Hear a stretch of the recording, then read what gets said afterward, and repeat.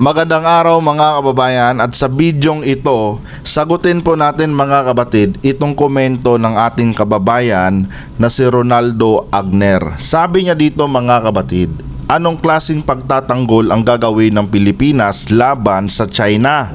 Para tayong takot na takot sa China dahil tayo ang tumatakbo at umiiwas sa sarili nating teritoryo. Sabi pa niya, kumbaga pinasok ang bakuran mo ng ibang tao tapos ikaw ang tatakbo at magtatago sa tabi o sa likod ng bahay mo, samantalang ang ibang tao ay paikot-ikot sa loob ng bakuran mo at pag umalis ang taong yon ay saka ka lang lalabas. Hay nako, ano ba yan? Yan ba ang katapangan o kaduwagan o kagaguhan? Kapatid na Ronaldo Agner, hindi mo yata naiintindihan ang ginagawa ng ating Philippine Navy.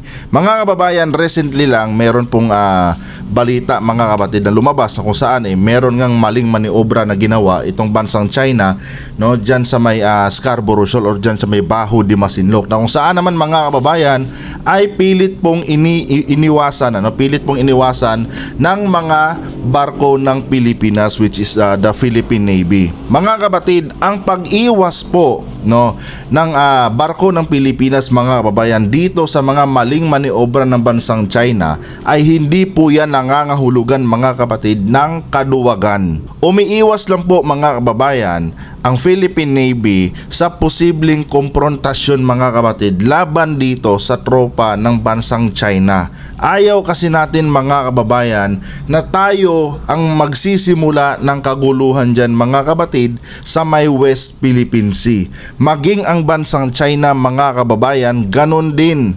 Kaya ang ginagawa ng bansang China mga kapatid, gumagawa sila ng mga maling maniobra nila dyan sa may West Philippine Sea.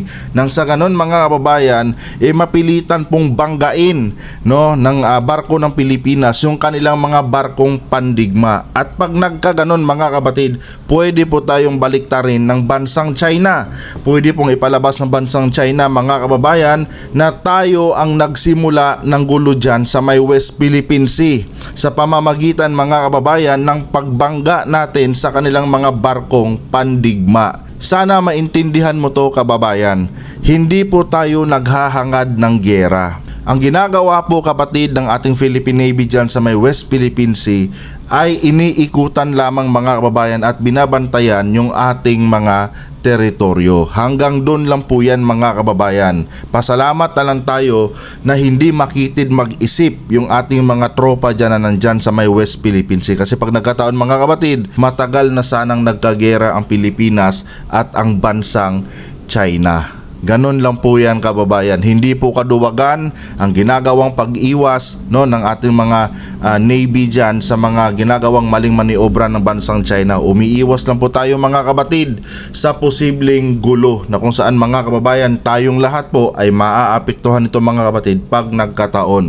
And uulitin ko mga kababayan, hindi po tayo naghahangad ng gera. Ang sa atin lang dyan ay binabantayan lang po natin ang ating teritoryo na pilit inaangkin ng bansang China. Hanggang dito na lang.